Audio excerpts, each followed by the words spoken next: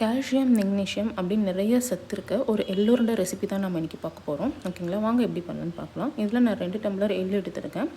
அந்த 2 டம்ளர் எள்ளில் நல்லா சூடு பண்ணி தனியாக எடுத்து வச்சுக்கோங்க. ஓகேங்களா, அதே இதில் நான் வந்து அதே டம்ளரில் 3/4 டம்ளர் வந்து கடலைப்பருப்பு எடுத்துருக்கேன். அந்த கடலைப்பருப்பையும் நல்லா சூடு பண்ணி இந்த கலர் வர வரைக்கும் எடுத்து தனியாக வச்சுக்கோங்க. இப்போ வந்து நல்லா ஆறின உடனே நல்லா மேலே இருக்க தோல்லாம் ரிமூவ் பண்ணிவிட்டு அதுக்கப்புறமா மிக்ஸி ஜாரில் போட்டு நல்லா நைஸாக இல்லை கொஞ்சம் கொரப்பாக இப்படி அரைச்சி எடுத்துக்கோங்க. ஓகேங்களா, அதை எடுத்து தனியாக ஒரு பாத்திரத்தில் வச்சுக்கோங்க. நெக்ஸ்ட்டு எள்ளில் வந்து அதே போல் தான் எள்ளையுமே நம்ம மிக்ஸ் பண்ணி ஒரு கொரப்பாக அரைச்சிட்டு நீங்கள் எள்ளிலே வந்துட்டு சர்க்கரை போட்டுக்கலாம். நான் நாட்டு சர்க்கரை யூஸ் பண்ணிக்கிறேன், நீங்கள் ஒயிட் சுகர் வேணும்னாலும் யூஸ் பண்ணிக்கலாம். ஓகேவா, அதே போல் சுகர் கண்டென்ட்டுமே வந்துட்டு சிலருக்கு ஸ்வீட்டாக இருக்கும், சிலருக்கு ஸ்வீட் கம்மியாக இருப்பாங்க. ஸோ அந்த கன்சிஸ்டன்சியுமே நீங்கள் உங்களுக்கு ஏற்ற மாதிரி நீங்கள் போட்டுக்கலாம். ஓகேங்களா, தென் ஏலக்காய் வந்து நீங்கள் வெறும் இதாக அரைச்சிங்கன்னா உங்களுக்கு நல்லா நைஸாக அறியாது. நான் அது கூடயே கொஞ்சம் சர்க்கரை ஆட் பண்ணி அரைச்சேன் அப்படின்னா நல்லா நைஸாக இருக்கும்.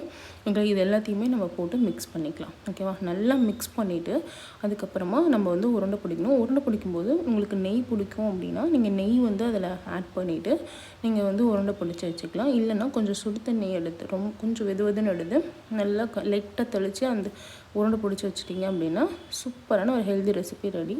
டாட்டா பாய்.